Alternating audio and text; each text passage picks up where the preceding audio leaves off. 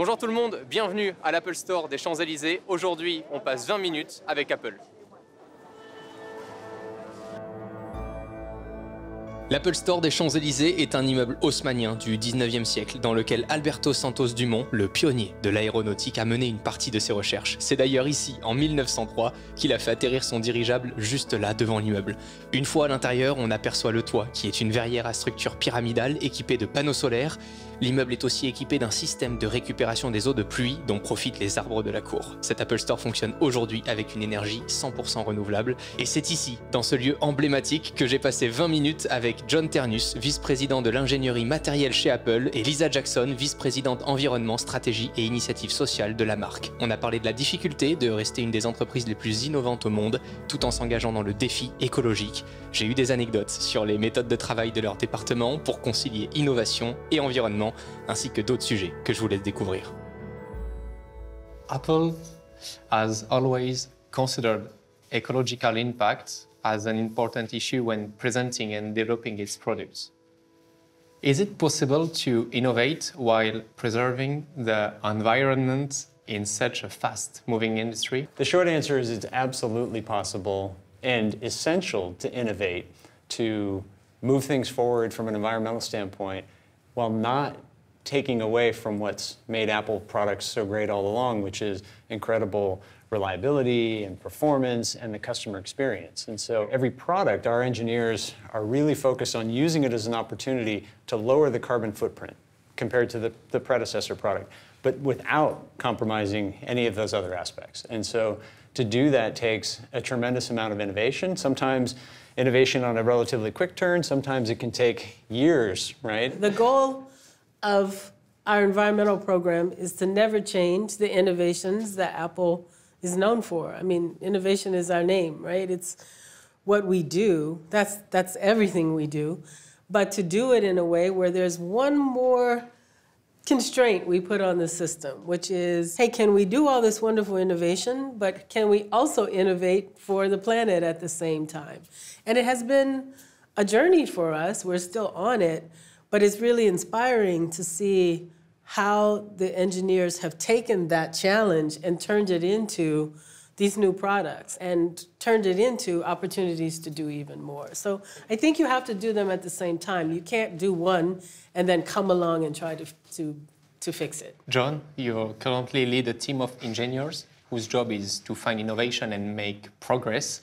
How do you meet, Lisa, environmental goals? Well, it starts from the very beginning when we're thinking about how do we move things forward with our environmental goals, but at the same time make the product better and better. We have to start in defining the product with what are our goals, right? Our goals are lower carbon footprint, but of course our goals are also more performance and a better customer experience and all the other things that make Apple products great. We work really closely together. I think one of the things that makes Apple unique is the way we're structured is we have one hardware engineering team, right? And we partner closely with Lisa's team and with the software team and with the hardware technology team who's building our silicon. And everybody together is working to solve these hard problems. It's not a situation where Lisa's team says, you must do this, and then the engineering team has to figure it out. We work together to say, what can we do? What do we want to do? And Lisa's team helps to guide the engineering team on where we can have the most impact. And then we work together to figure out how to design the product to make that happen. We don't have an idea team that just comes up with everything and tells everyone what to do. Sometimes, a product idea could come from a software experience idea that then makes a need for hardware. Sometimes it could come from the design studio has a concept, right? Sometimes it comes from a technology we've developed. We said, hey, we could use this technology to solve this problem. Sometimes it comes from, the environmental team might say, if we were able to find an alternate material here or find a recyclable material here, we could achieve this goal. And so it's very organic and it's very collaborative. Do you feel that environmental constraints limit your ability to innovate? How do you find a balance to cope with them? I have always personally believed, and I think Apple is the proof of it, that you don't have to choose between a clean and healthy planet, a thriving planet, and a good business. I mean, Apple is an example of a company that has continued to grow, continued to innovate, continued to serve more and more customers over the last 8 years, our revenues are up 68%, but our carbon footprint is down 45%. So we have found a way, and it's through innovation, to continually to make more products that have a lower and lower carbon footprint. So when you add it all up together, the carbon footprint is coming down. And that's consistent with where we have to go. We've said by 2030, Apple 2030 says by 2030, every single product has to have no carbon footprint, any one that you purchase. And that means we have to work with our supply chain. And then our energy team is out in the world purchasing and putting more clean energy on grids around the world to cover our customers' use of energy when they charge our devices. So I've never believed that you have to choose one or the other. The difference is innovation. And that's what these guys do every day. What's the secret? From my point of view, Apple is alone to make this possible. I think it's mostly the people.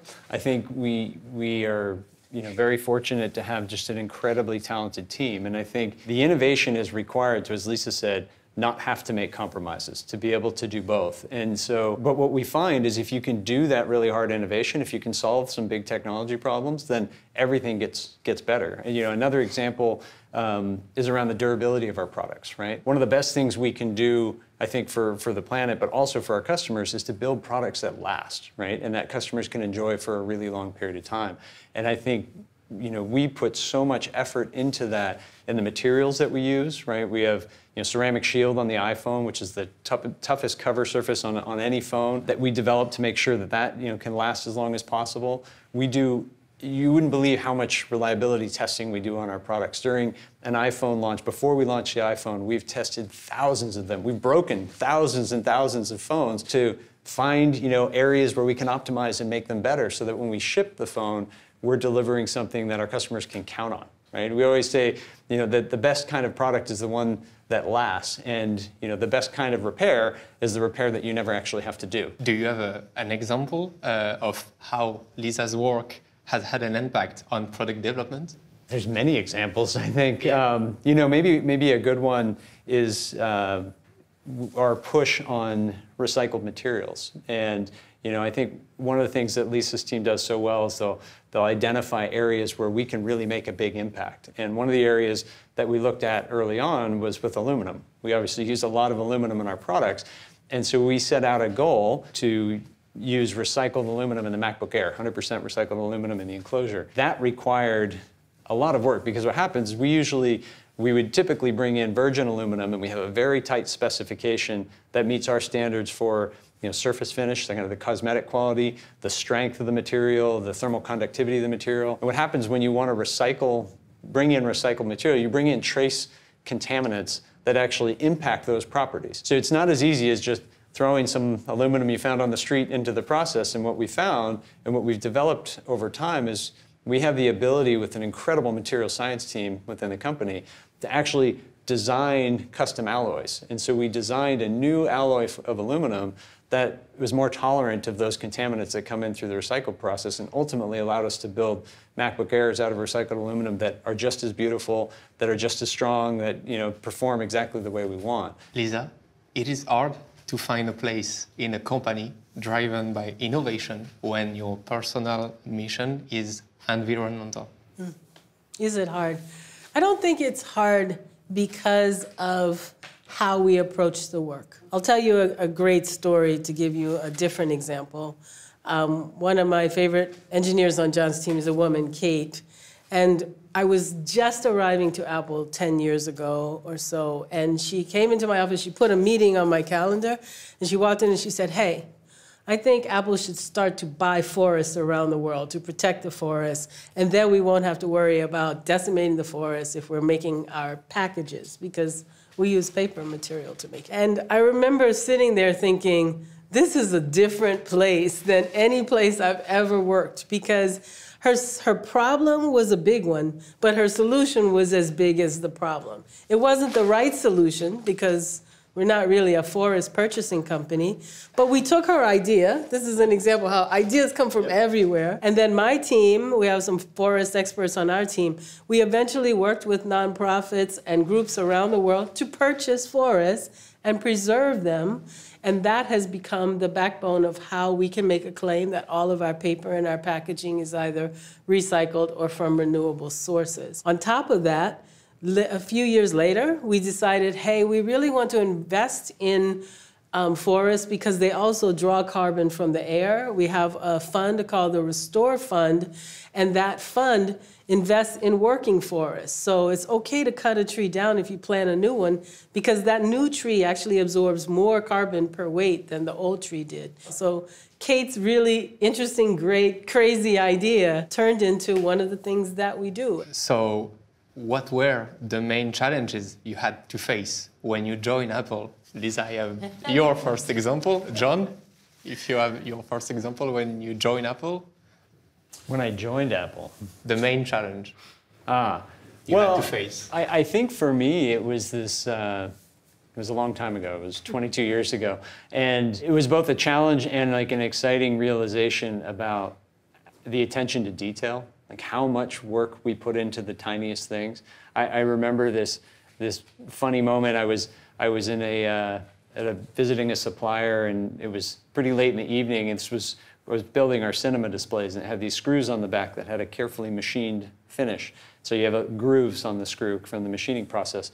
And I was sitting there with a magnifying glass, and I was counting the number of grooves on the head of the screw, and I was arguing with the supplier because there needed to be, 35 grooves, and there were actually 40. And I had this moment of, what am I doing, right? and then I realized, but that's what we do at Apple. There's no detail that's too small to care about. And I think our customers feel that, right? They feel that when they hold the product, when they use the product, that it's been such a well-considered device that people really cared about it and put time into it. And it's was it a challenge? It's a challenge because it's a lot of work, right? But it's always been really special just knowing whether it's the performance of the product, the design of the product, our environmental goals, that going after every last detail, that's the thing that makes it special. The CEO of Audemars Piguet, who meets during last interview, say most small details made the big success. Exactly. So, yeah. Fully understood. We agree with him, yeah. For you, Lisa, this isn't your first challenge. You were director of the environmental agency under the Obama administration.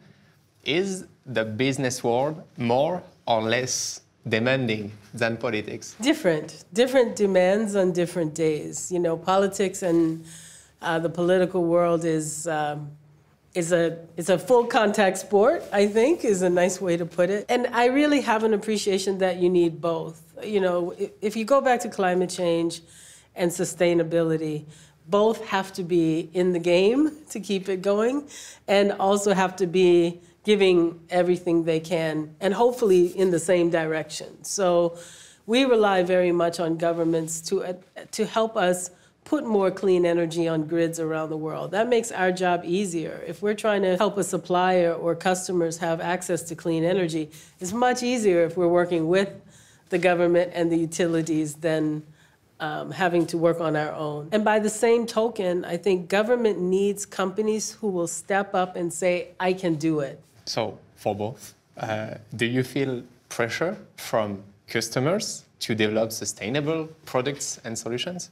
Yeah, I think one of the things it's both maybe the pressure comes from the appreciation. One of the things we love in all of Apple, but we get these a lot in hardware engineering, is we'll get emails from customers that talk about maybe they dropped their iPhone into a lake and they weren't able to get it out for a couple of days, and they got it out and it's still working, right? Or recently somebody wrote in and was just talking about they're still using their first generation iPad from 13 years ago, and they love it and it does what they need and it's still a great product. So we know how much people are counting on our products and how much they love it because we get this feedback from our customers. And so again, it just goes back to every year we want to make our products in every way, right? We want more performance, but we also want them to be even more durable. We want them to be, lower carbon footprint, all of those things, because we know that it matters to people. Same, I don't think a month goes by that I don't get an email from a customer with an idea, a suggestion, sometimes a complaint that they think we can do better, and we try to address the ones that make sense. Sometimes it's they just didn't know. So that's why programs like yours are helpful. People don't realize Apple's carbon neutral. They don't realize how much time and energy we put into getting our products back so that we can recycle the material and use as much recycled material instead of having to mine new material from the earth. But sometimes they have a suggestion or maybe a concern. And all that goes into how we have to, at the end of the day, the most important thing is pleasing that customer, making sure that when they walk away, they feel like that the device they have in their hands is the one they really love. So how do you feel technology and environment will interact in the next decade? I think it's going to take, we talk about our 2030 goal. It's going to take a lot of advancements in technology, a lot of innovation to achieve that. And so I think we're going to be pushing to develop new and better materials, new ways of designing products to achieve those goals. And so they're completely and totally coupled. And I'm very confident that with the right hard work, we can do that without compromising in any other way. I'm very confident we're going to get to those 2030 goals while still being just as happy and proud of the, all of the rest of the product experience that we have today. And I think as customers rely more and more on technology to help them live a better life, part of that is also live a more sustainable life because it's in the top of many of our customers' minds. So I think there's no way that technology that is bad for the planet is going to have a long future. Instead, I think if technology is really going to help humankind, it has to be better for the planet as well as, people in general. Now that we get to know each other, would you mind sharing an anecdote during your time at Apple? Anecdote. Well, I kind of shared one with the story about my early days at Apple. I think just the, maybe going back to the aluminum story on the MacBook Air. When we got the team together and said, we want to make this enclosure out of 100% recycled aluminum.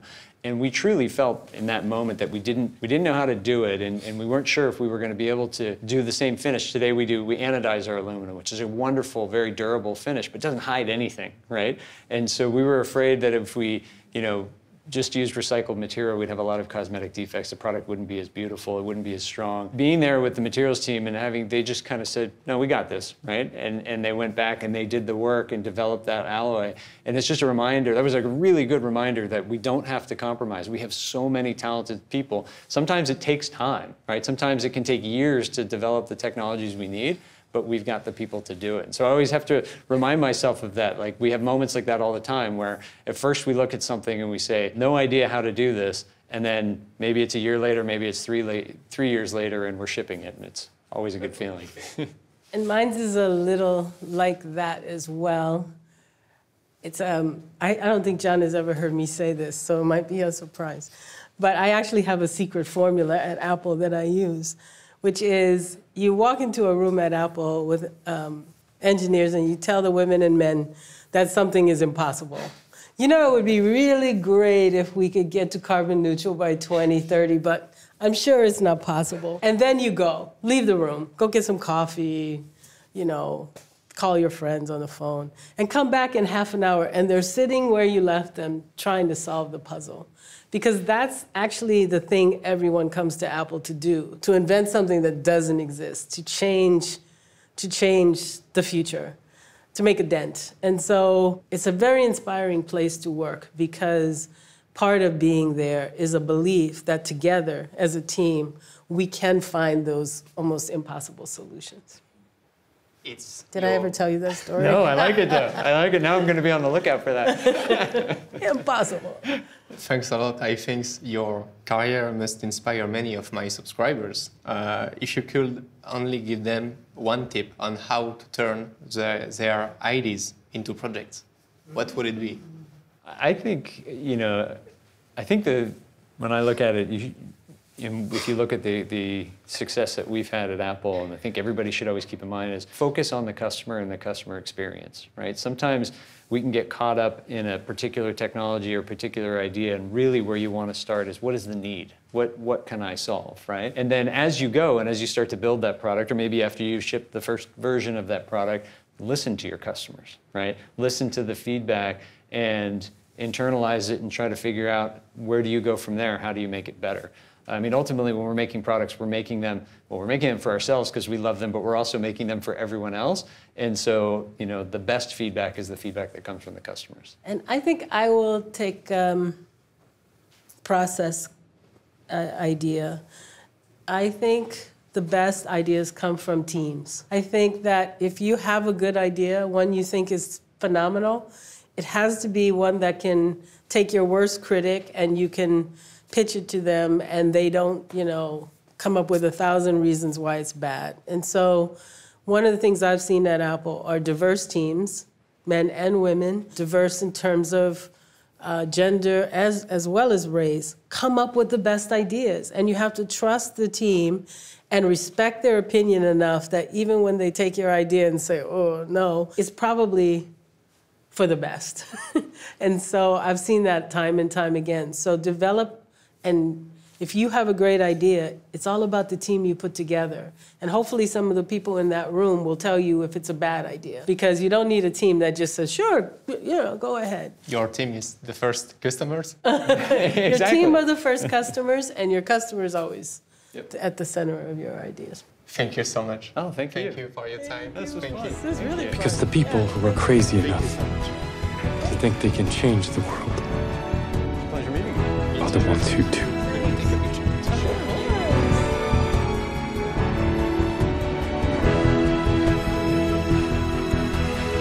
What was that?